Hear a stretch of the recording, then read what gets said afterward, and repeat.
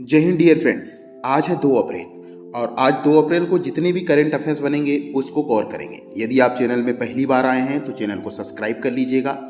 Subscribe करने के बाद बेल के आइकन को जरूर दबाइएगा, जिससे कि हमारी वीडियो का नोटिफिकेशन सबसे पहले आपको मिलते रहे। चलिएगा, आज का पहला क्वेश्चन है, हाल ही में अंतर्राष्ट्रीय ट्रेडिंग दिवस कब मनाया गया? विकल्प ए 1 अप्रैल, बी 2 अप्रैल, सी 3 अप्रैल, डी 4 अप्रैल। इसका सही आंसर है 1 अप्रैल। अब बात आई है अंतर्राष्ट्रीय दिवस की, तो अप्रैल माह में मनाए जाने वाले कुछ महत्वपूर्ण अंतर्राष्ट्रीय दिवस देख लेते हैं, जो कि एग्जाम की दृष्टि से बहुत ज़्यादा इम्पोर्टेंट है। 2 अप्रैल को विश्व ऑटिज्म जागरूकता दिवस मनाया जाता है। 4 अप्रैल को अंतर्राष्ट्रीय खान जागरूकता दिवस मनाया जाता है।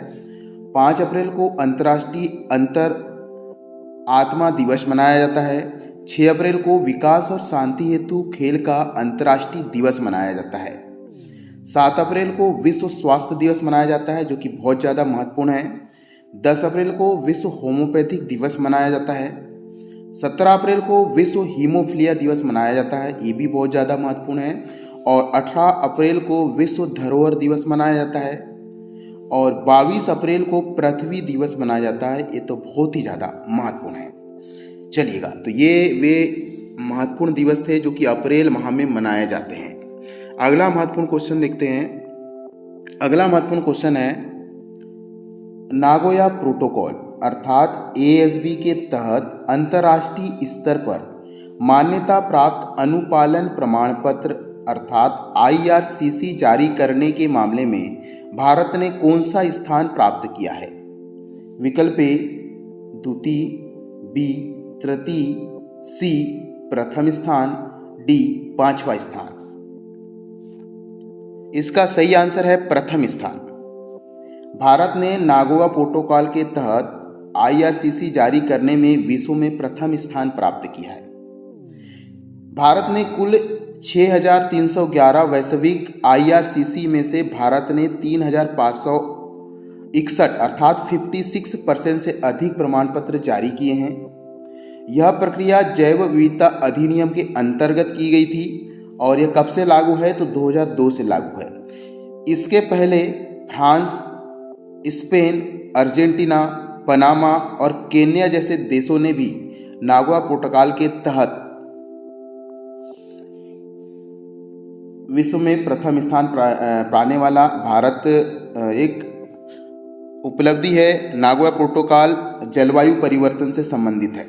चलिएगा, अगला question, RuPay on the go. RuPay on the go राष्ट्रीय साझा गतिशीलता कार्ड अर्थात एनसीएमसी योजना किस राज्य में शुरू की गई?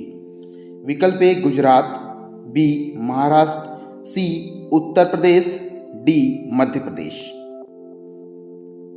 इसका सही आंसर है महाराष्ट्र।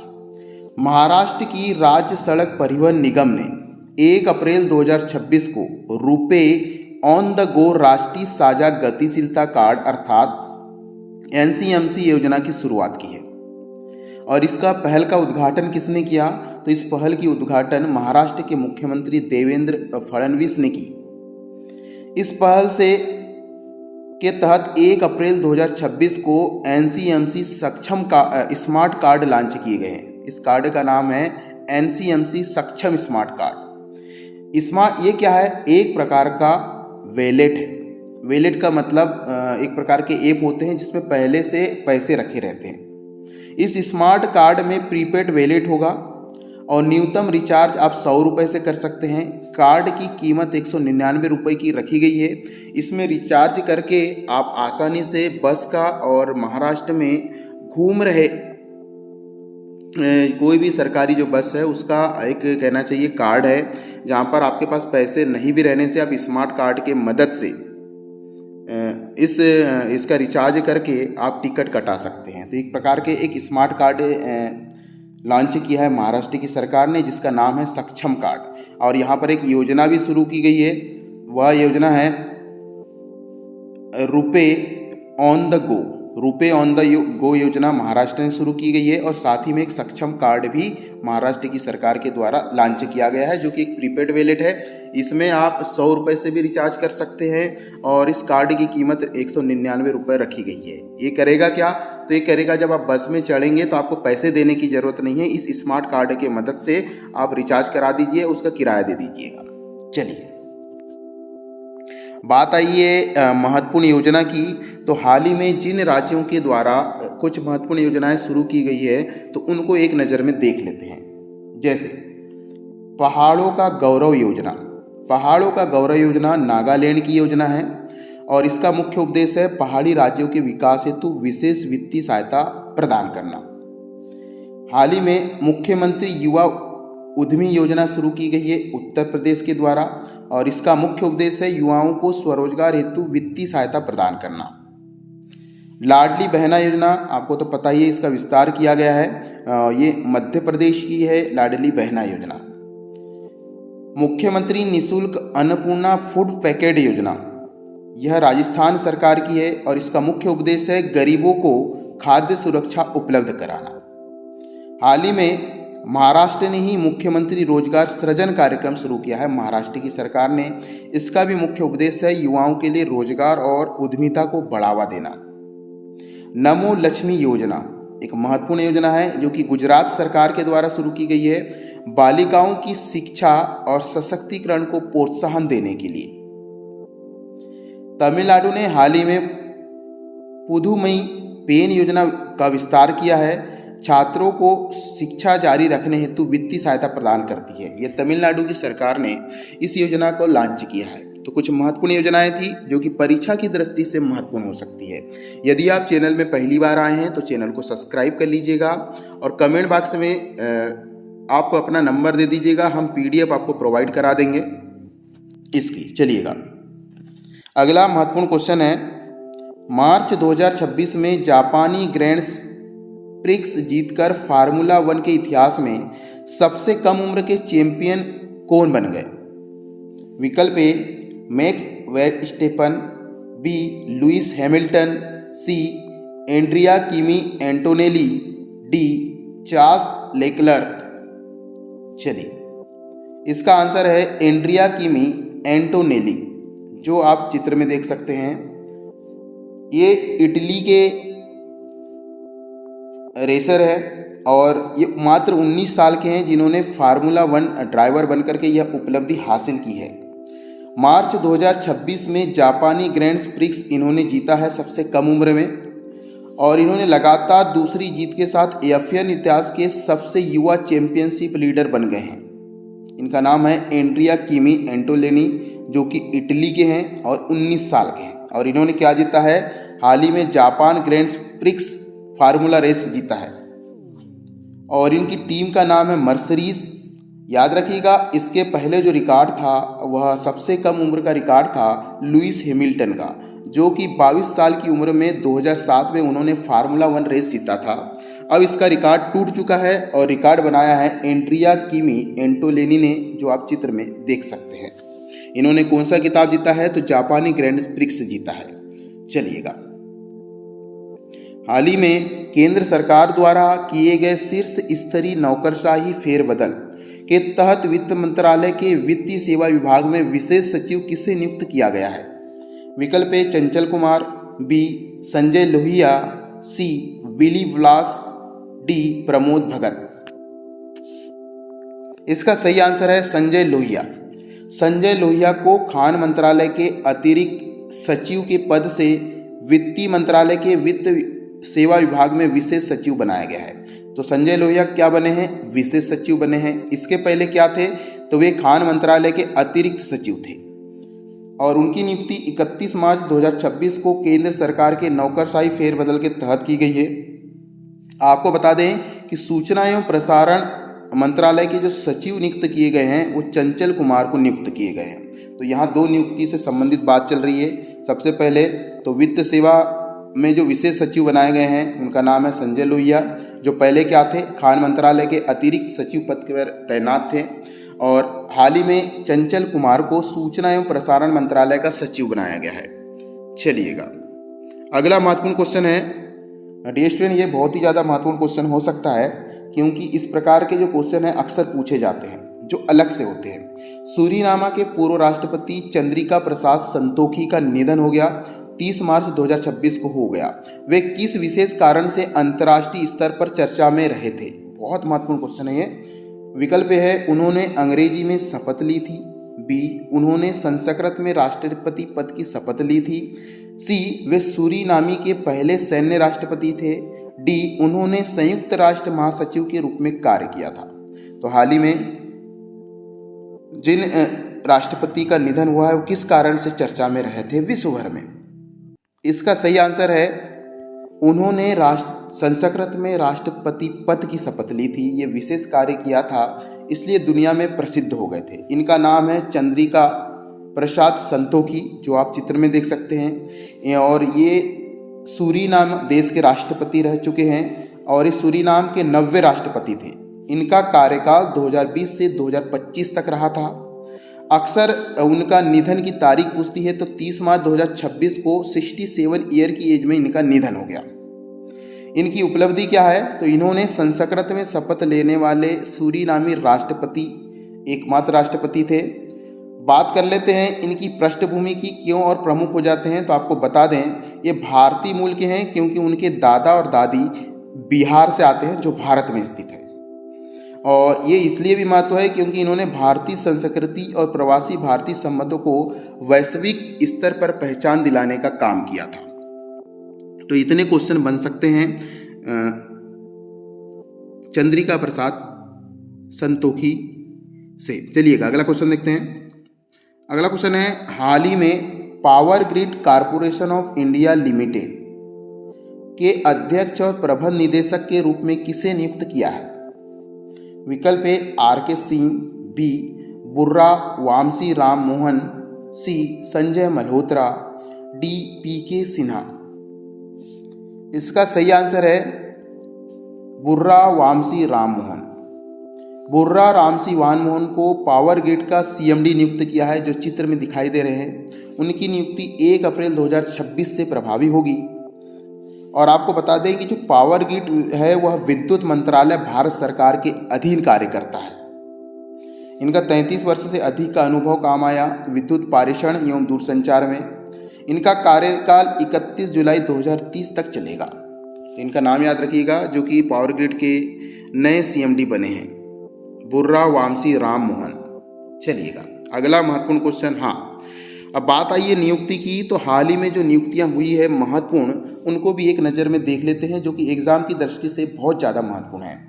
पहला है सुब्रजीत कपूर। सुब्रजीत कपूर आईटीबीपी के महानिदेशक नियुक्त हुए हैं। प्रवीण कुमार, जो कि बीएसएफ के महानिदेशक नियुक्त हुए हैं। राकेश अग्रवाल को राष्ट्रीय जांच एजेंसी अर्थात एनआईए के महानिदेशक के रूप में चुना गया है। और हाल ही में सुजॉय पॉल कलकत्ता हाईकोर्ट के मुख्य न्यायाधीश अर्थात चीफ जस्टिस बने हैं। और मेघालय हाईकोर्ट के मुख्य न्यायाधीश हाल ही में बने हैं मोहिते कुमार गुप्ता। उत्तराखंड हाईकोर्ट के मुख्य न्यायाधीश बने हैं कुमार जुनेजा। और हाल ही में केंद्रीय रिजर्व पुलिस पर सीआरपीएफ के उप महानिरीक्षक अर्थात डीआईजी बने हैं रवि शंकर छवि, जो कि आईपीएस है। चलिएगा, क्योंकि चीज़ों को को रिलेटेड करते हुए आप पढ़ते रहेंगे तो चीज़ें आपको याद हो जाएगी और एग्ज़ाम आपकी आसानी से निकल जाएगी। चलिएगा फटाफट लाइक कर दीजिए, वीडियो को ज़्यादा शेयर करें। अगला महत्वपूर्ण क्वेश्चन है, ठोस अपशिष्ट प्रबंधन SWM नियम 2026 के अनुसार स्रोत स्तर पर कचरे का पृथक्करण कितनी श्रेणियों में किया जाना अनिवार्य है? A 2, B 3, C 4, D 5। क्या होता था, हम कचरे का जो प्रबंधन करते थे 2 ही श्रेणी में करते थे, एक गीला कचरा और एक सूखा कचरा। लेकिन अब ठोस अपशिष्ट प्रबंधन नीति 2026 के अंतर्गत उनको कितनी श्रेणियों में करना अनिवार्य है? तो इसका सही आंसर है 4।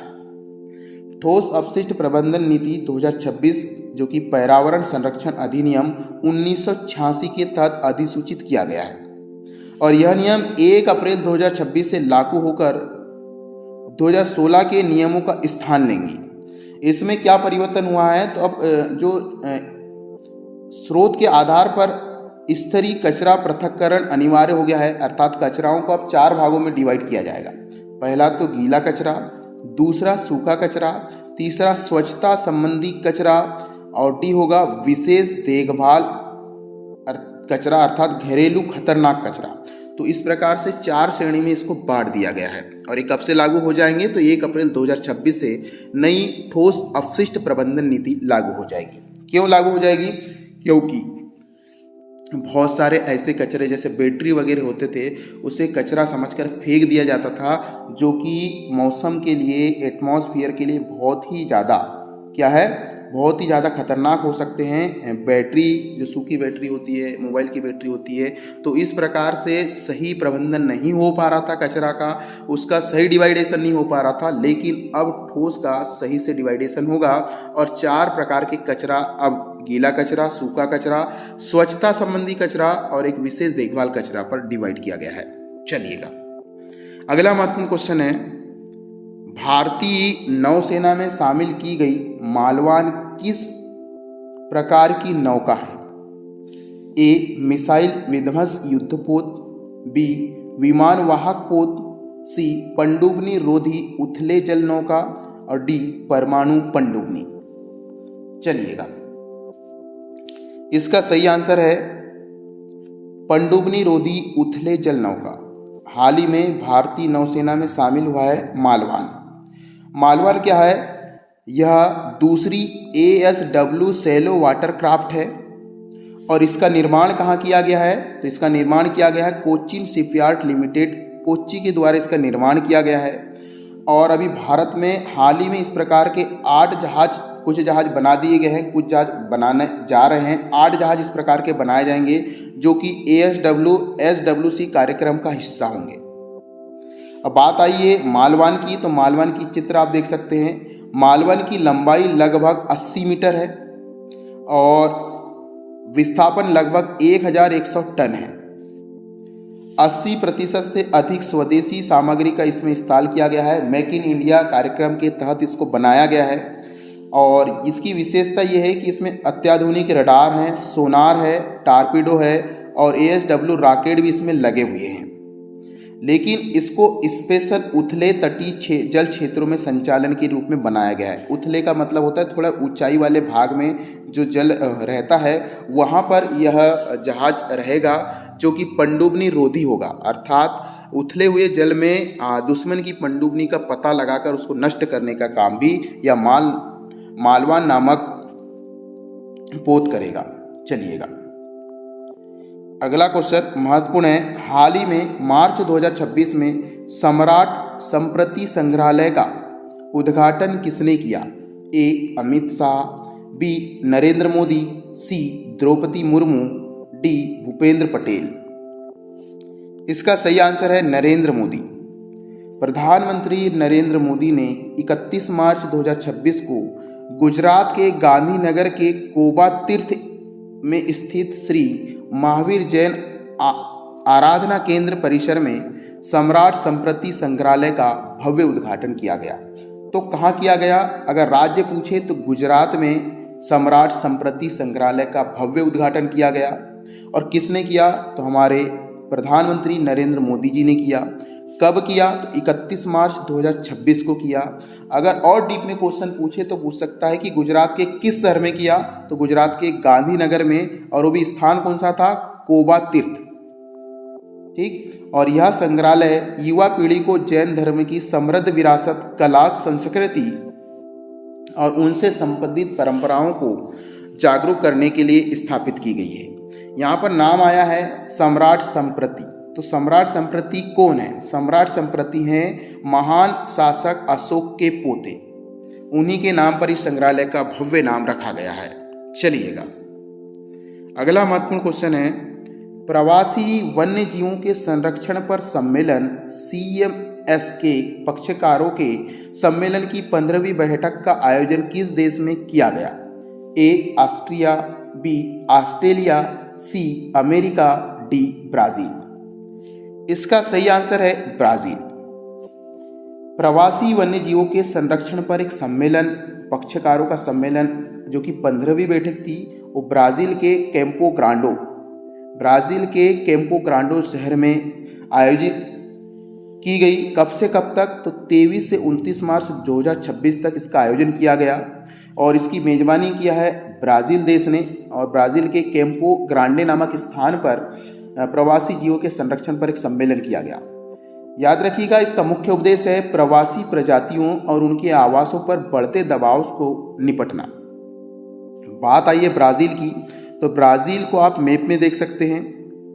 ब्राज़ील दक्षिण अमेरिका के सबसे बड़े देश में शामिल है और ब्राज़ील की राजधानी है ब्रासिलिया। ब्राज़ील के वर्तमान राष्ट्रपति हैं लुइस इनासियो लूला दा सिल्वा। ब्राज़ील की मुद्रा है, करेंसी है ब्राज़ीलियन रियल। ब्राज़ील को आप मैप में भी देख सकते हैं। चलिएगा अगला महत्वपूर्ण क्वेश्चन, मुंबई की पहली महिला नगर आयुक्त कौन बनी? विकल्प ए स्मिता सभरवाल, बी अश्विनी भिड़े, सी दुर्गा शक्ति नागपाल, डी राधिका झा। इसका सही आंसर है अश्विनी भिड़े। अश्विनी भिड़े वृहद मुंबई नगर निगम में पहली महिला नगर आयुक्त बनी हैं, जो चित्र में आप उन्हें देख सकते हैं। वह महाराष्ट्र कैडर की 1995 बैच की IAS अधिकारी हैं और Mumbai metro line aqua line में उनके काम के लिए ही इन्हें मुंबई की मेट्रो वुमेन के रूप में जाना जाता है। इनका निकनेम रख दिया गया है मुंबई की मेट्रो वुमेन। चलिएगा, उन्होंने BMC में अतिरिक्त नगर आयुक्त के रूप में भी पहले काम किया है और उन्होंने पूर्व आयुक्त भूषण गगरानी की सेवानिवृत्ति के बाद यह पद संभाला है। तो किसका स्थान लिया है उन्होंने? भूषण गगरानी, जो कि पहले BMC के आयुक्त थे। चलिएगा, अब कुछ महत्वपूर्ण क्वेश्चन देख लेते हैं। हाल ही में महिलाओं की नियुक्ति भी हुई है, जो एग्जाम की दृष्टि से बहुत ज़्यादा महत्वपूर्ण हो सकता है। तो time women of the year 2026 में सूची में शामिल हुई हैं सफीना हुसैन, जो कि गैर लाभकारी संस्था एजुकेटेड गर्ल्स की संस्थापक है। हाल ही में भारत की सबसे प्रभावशाली महिला नेता के रूप में जिन्हें नेशनल लीडरशिप अवार्ड 2026 दिया गया बॉम्बे स्टॉक एक्सचेंज में, वो हैं दीपिका चालसनी। दीपिका चालसनी को हाल ही में बॉम्बे स्टॉक एक्सचेंज में नेशनल लीडरशिप अवार्ड 2026 से सम्मानित किया गया है। हाल ही में चर्चा में रही थी कमल कुमारी, जो कि असम की 37 वर्षीय महिला है, जिन्होंने जममती किसान उत्पादक कंपनी की अध्यक्ष बनाए गए हैं। इसी प्रकार किरण मजूमदार, जो कि बायोकॉम की प्रमुख हैं और इन्हें 2026 में भारत की सबसे प्रभावशाली महिला बिजनेसमैन लीडर्स के रूप में चुना गया है। तो ये कुछ नारी शक्ति को प्रदर्शित करती वे महिलाएं हैं जो एक विशेष पद पर आसीत हुई हैं और एग्जाम की दृष्टि से भी बहुत ज़्यादा महत्वपूर्ण रखती हैं। चलिए अगला क्वेश्चन, नागरिक उड्डयन महानिदेशालय DGCA के नए महानिदेशक DG के रूप में किसे नियुक्त किया गया है? ए फैज अहमद किदवई, बी वीर विक्रम यादव, सी संजय लोहिया, डी चंचल कुमार। इसका सही आंसर है वीर विक्रम यादव। नागरिक उड्डयन महानिदेशालय DGCA के नए महानिदेशक DG के रूप में वीर विक्रम यादव को नियुक्त किया गया है, जो कि 1996 के उड़ीसा कैडर के IAS अधिकारी रहे हैं। और उन्होंने किसका स्थान लिया है? तो उन्होंने स्थान लिया है फैज अहमद किदवई का। इनके पहले वे एडिशनल सेक्रेटरी पर्यावरण एवं वन्य जलवायु परिवर्तन मंत्रालय में रह चुके हैं। बात करते हैं नागरिक उड्डयन महानिदेशालय, जिसका कार्यालय नई दिल्ली में है और इसकी स्थापना 1946 अर्थात 1946 में की गई थी। चलिए अगला महत्वपूर्ण क्वेश्चन, हाल ही में एक रिपोर्ट के अनुसार भारत में 5G ग्राहकों की संख्या 2031 तक कितनी हो जाएगी? ए 1 अरब से अधिक, बी 1 अरब से कम, सी 2 अरब से ज़्यादा, डी 2 अरब से कम। इसका सही आंसर है 1 अरब से अधिक। नोकिया और एरिक्सन ने मिलकर के यह रिपोर्ट जारी किया है, जिसके अनुसार भारत में 2031 तक 1 अरब से अधिक 5G ग्राहकों की संख्या हो जाएगी। चलिए अगला महत्वपूर्ण क्वेश्चन, हाल ही में केंद्र सरकार ने GLP-1 रेस्पेक्टर एगोनिस्ट दवाओं के संबंध में कड़ी कार्रवाई क्यों शुरू कर दी है? विकल्प ए, इन दवाओं के निर्यात को बढ़ाने के लिए। बी, दवाओं के दुरुपयोग और बिना प्रेक्षण बिक्री को रोकने के लिए। सी, नई वैक्सीन के प्रशिक्षण के लिए। डी, आयुर्वेदिक दवाओं को बढ़ावा देने के लिए। इसका सही आंसर है दवाओं के दुरुपयोग और बिना प्रेक्षण बिक्री को रोकने के लिए। तो ये GLP-1 रेस्पेक्टर एगोनिस्ट नामक जो उपयोग टाइप की 2 प्रकार की दवाएं होती, ज़्यादातर मधुमेह और मोटापे में इनका इलाज किया जाता है। इसके साइड इफेक्ट हो सकते हैं मतली आना, चक्कर आना, अग्नाशय में कुछ प्रॉब्लम हो जाती है, गुर्दे की क्षति हो सकती है या थायराइड कैंसर होने की संभावना बढ़ जाती है। इसलिए इनके साइड इफेक्ट ज़्यादा होने के कारण इन दवाओं के दुरुपयोग और बिना प्रिस्क्रिप्शन बिक्री पर रोक लगा दी है गवर्नमेंट ने। और इसे किसने लगाया है? तो Central drug standard control Organisation ने इस पर रोक लगा दी है। और याद रखिएगा, central drug standard control organisation और drug controller general of India, इसका मुख्यालय कहाँ पर स्थित है? तो नई दिल्ली में इसका मुख्यालय है, जो कि दवाएं किस प्रकार से बिक रही है, इस पे ज़्यादा साइड इफेक्ट तो नहीं है और इसको कौन कौन बेच सकता है, इस प्रकार के नियम बनाता है सेंट्रल ड्रग स्टैंडर्ड ऑर्गेनाइजेशन, जिसका मुख्यालय कहाँ पर है? दिल्ली में है। तो किस प्रकार की दवाओं पर इन्होंने रोक लगा दी है? वो है GLP-1 और इनका उपयोग कहाँ किया जाता है? तो मधुमेह और मोटापे के उपचार में इनका उपयोग किया जाता है। नेक्स्ट क्वेश्चन, हाल ही में मई 2026 में ब्रिक्स के विदेश मंत्रियों की बैठक की मेजबानी कौन सा देश करेगा? ए, चीन, बी, ब्राज़ील, सी, भारत, डी, दक्षिण अफ्रीका। इसका सही आंसर है भारत। भारत मई 2026 में नई दिल्ली में ब्रिक्स विदेशियों की बैठक करेगा, मेजबानी करेगा। और यह बैठक कौन सी होगी? तो 18वें ब्रिक्स शिखर सम्मेलन होगा और इसकी थीम रखी गई है लचीलापन, नवाचार, सहयोग और स्थिरता के लिए निर्माण। और भारत इसमें अपनी बात रखेगा डिजिटल सार्वजनिक अवसंरचना के आधार पर और UPI मॉडल को बढ़ावा देने के उद्देश्य से भारत इसमें शामिल हो रहा है। आपको बता दें, बात आई है ब्रिक्स की, तो ब्रिक्स का फुल फॉर्म होता है ब्राज़ील, रूस, भारत, चीन और दक्षिण अफ्रीका। ब्रिक्स के जो पहले सदस्य थे ब्राज़ील, रूस, भारत और चीन थे 2006 और 9 में। दक्षिण अफ्रीका 2010 में शामिल हुआ, तो इसका नाम ब्रिक्स से ब्रिक्स हो गया। और अभी हाल ही में 2024 में इसमें मिस्र, इथोपिया, ईरान, सऊदी अरब और संयुक्त अरब अमीरात को भी शामिल किया गया है। बात ब्रिक्स की आई है तो आपको बता दें, ब्रिक्स का जो मुख्यालय है वह चीन के संघाई शहर में स्थित है। चलिए, तो कहाँ पर मेजबानी किया जाएगा? भारत में इसकी मेजबानी होगी। 18वां शिखर सम्मेलन आयोजित किया जाएगा विदेश मंत्रियों का। चलिए अगला क्वेश्चन, IPL इतिहास में सबसे ज़्यादा मैच खेलने वाले विदेशी खिलाड़ी कौन बने? A, Andre Russell, B, Sunil Narine, C, David Warner, D, AB de Villiers. इसका सही आंसर है सुनील नरेन। सुनील नरेन वेस्ट इंडीज के खिलाड़ी हैं और दिग्गज ऑलराउंडर खिलाड़ी हैं, जो चित्र में आप देख सकते हैं। 29 मार्च 2026 को वानखेड़े स्टेडियम में एक विशेष उपलब्धि इन्होंने हासिल कर ली। वह क्या थी? तो उन्होंने 190 IPL मैच खेल लिए। ये उपलब्धि ये है कि उन्होंने सबसे ज़्यादा IPL में मैच खेलने वाले विदेशी खिलाड़ी बन गए। इसके पहले रिकॉर्ड किसके नाम था? इसके पहले रिकॉर्ड नाम था किरण पोलार्ड का, जिन्होंने 189 मैच खेले थे IPL में। लेकिन अब यह रिकॉर्ड टूट चुका है और यह नया रिकॉर्ड बनाया है सुनील नरेन ने, जिन्होंने IPL में 190 IPL मैच खेले हैं। और ये लगातार 2012 से अब तक सिर्फ कोलकाता नाइट राइडर्स के लिए खेल रहे हैं।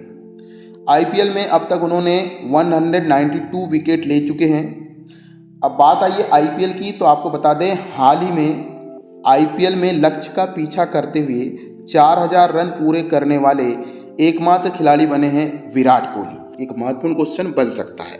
चलिएगा आगे बढ़ते हैं। अगला महत्वपूर्ण क्वेश्चन, हाल ही में 69वीं Akhil Bharatiya police duty meet AIPDM का आयोजन कहाँ किया गया है? ए, बेंगलुरु, बी मुंबई, सी नई दिल्ली, डी नागपुर। इसका सही आंसर है नागपुर।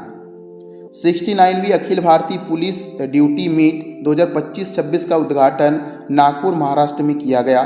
यह कार्यक्रम 29 मार्च से 3 अप्रैल तक आयोजित किया जाएगा और इसका मुख्य उद्देश्य है पुलिस बल में कौशल, अनुशासन और तकनीकी को बढ़ावा देना। इसके उद्घाटन करता थे इस कार्यक्रम के मुख्यमंत्री देवेंद्र फडणवीस। और आपको बता दूं, यह कार्यक्रम आयोजित किया गया नागपुर के पुलिस मुख्यालय में और यह पहला संस्करण, हाँ आपको बता दें कि इस प्रकार का पहला संस्करण भी नागपुर में ही आयोजित किया गया था 1959 में। चलिएगा, अगला महत्वपूर्ण क्वेश्चन है, दुनिया का पहला डुअल बैंड इंफ्रारेड सेंसर किस देश में विकसित किया है? A Japan, B Indonesia, C उत्तर कोरिया, डी अमेरिका। इसका सही आंसर है जापान। जापान को मैप में आप देख सकते हैं, जो कि एक द्वीपीय राष्ट्र है। दुनिया का पहला dual band infrared sensor Japan ने विकसित किया है। जापान ने दुनिया का पहला एक मेगापिक्सल से अधिक क्षमता वाला डुअल बैंड इंफ्रारेड सेंसर विकसित किया है और ये जापानी फर्म है फूजीत्सु नामक जापानी जो फर्म है उसने यह विकसित किया है। जापान के रक्षा मंत्रालय की acquisition technology and logistic agency ATLA के साथ मिलकर के यह विकसित किया गया है। यह सेंसर मिड वेवलेंथ और लॉन्ग वेवलेंथ पर दोनों में काम करेगी, यानी जो मिड वाले होते हैं छोटी वेवलेंथ होती है और बड़ी वेवलेंथ, दोनों पर यह कारगर सिद्ध होगा यह सेंसर। अब बात आई है जापान की, तो जापान की राजधानी है टोक्यो।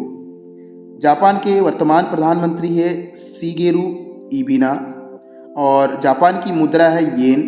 जापान एक द्वीपीय राष्ट्र है और पड़ोसी देश की बात करें तो इसमें चीन, रूस, उत्तर कोरिया, दक्षिण कोरिया और फिलीपींस इसके पड़ोसी देश हैं। अब आपको समझ में नहीं आ रहा होगा कि ये डुअल बैंड इंफ्रारेड सेंसर क्या है, तो आपको बता दें कि जो इंफ्रारेड होती है उनको पहचानने के लिए एक विशेष प्रकार की डिवाइस बनाई जाती है। उसी नई डिवाइस का नाम है डुअल बैंड इंफ्रारेड सेंसर, जो कि बहुत सटीक अनुमान लगाएंगी। चलिएगा, अगला क्वेश्चन है, हाल ही में वायस एआई स्टार्टअप जेनाई एआई ने वैश्विक स्तर पर अपने कारोबार के विस्तार के लिए सीरीज बी फंडिंग राउंड की पहली किस्त में कितनी राशि जुटाई है? ए $5 मिलियन, बी $10 मिलियन, सी $25 मिलियन, डी $50 मिलियन। इसका सही आंसर है $10 मिलियन। हाल ही में जेनाई एआई ने एक बेंगलुरु स्थित वाइवास एआई स्टार्टअप है, ये यानी एआई का दौर चल रहा है। इस कंपनी की स्थापना 2016 में गणेश गोपालन और अनंत नागराज ने की थी और इस प्रकार से फंडिंग राउंड का नेतृत्व अवि शंकर कैपिटल ने किया है। इसने अभी तक $10 मिलियन कमा लिए हैं भैया। चलिएगा, अगला क्वेश्चन, 1 अप्रैल 2026 से भारत सरकार द्वारा ई कॉमर्स निर्यात को बढ़ावा देने हेतु कुरियर निर्यात नियमों में किए गए बदलाव के संबंध में निम्न में से कौन सा कथन सही है? ए, कुरियर निर्यात पर 10 लाख की मूल्य सीमा बढ़कर के 20 लाख रख दी गई है। बी, 10 लाख रुपए प्रति खेप की मूल्य सीमा समाप्त कर दी गई है तथा रिटर्न टू ओरिजिन अर्थात आरटीओ प्रणाली शुरू की गई है। केवल सरकारी कंपनियों को कुरियर निर्यात की अनुमति दी गई। डी, आयातित वस्तुओं को 30 दिन के बाद नष्ट करने का नियम लागू किया गया। इसका सही आंसर है 10 लाख रुपए प्रति खेप की मूल्य सीमा अब समाप्त कर दी गई है और रिटर्न टू ओरिजिन प्रणाली भी शुरू की गई है। यह कब से लागू होगा? तो 1 अप्रैल 2026 से लागू होगा और इसे central board of integrated tax and custom संस्था ने जारी किया है। इसका मुख्य उद्देश्य क्या है? ई कॉमर्स निर्यात को बढ़ावा देना और लॉजिस्टिक प्रक्रिया को सरल बनाना। और इसमें कुरियर निर्यात पर 10 लाख रुपए प्रति खेप मूल्य की सीमा समाप्त कर दी गई है। मतलब जो सामान बाहर से विदेश से आते थे जहाज के माध्यम से, उसमें अतिरिक्त 10 लाख रुपए का चार्ज लगता था एक खेप में, अब वह नहीं लगेगा। ठीक है, चलिए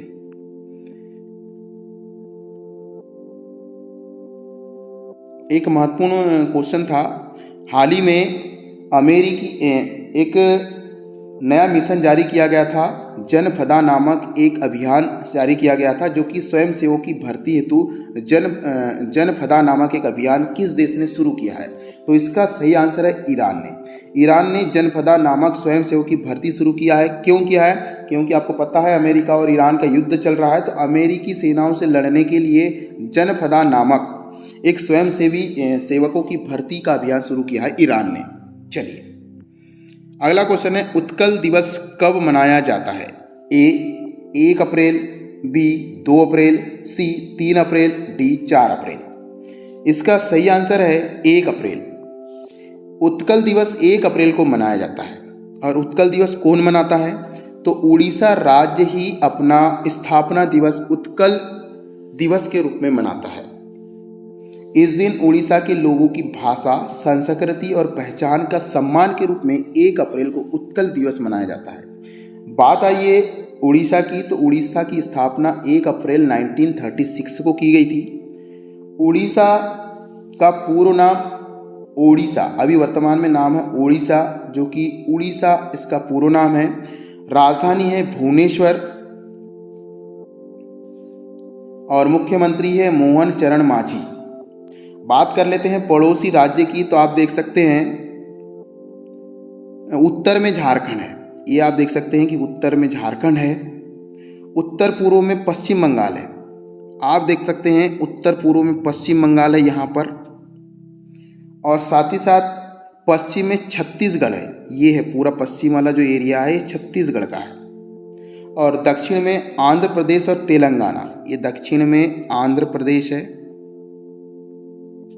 आप देख सकते हैं, और यहाँ पास ही में ही तेलंगाना भी है।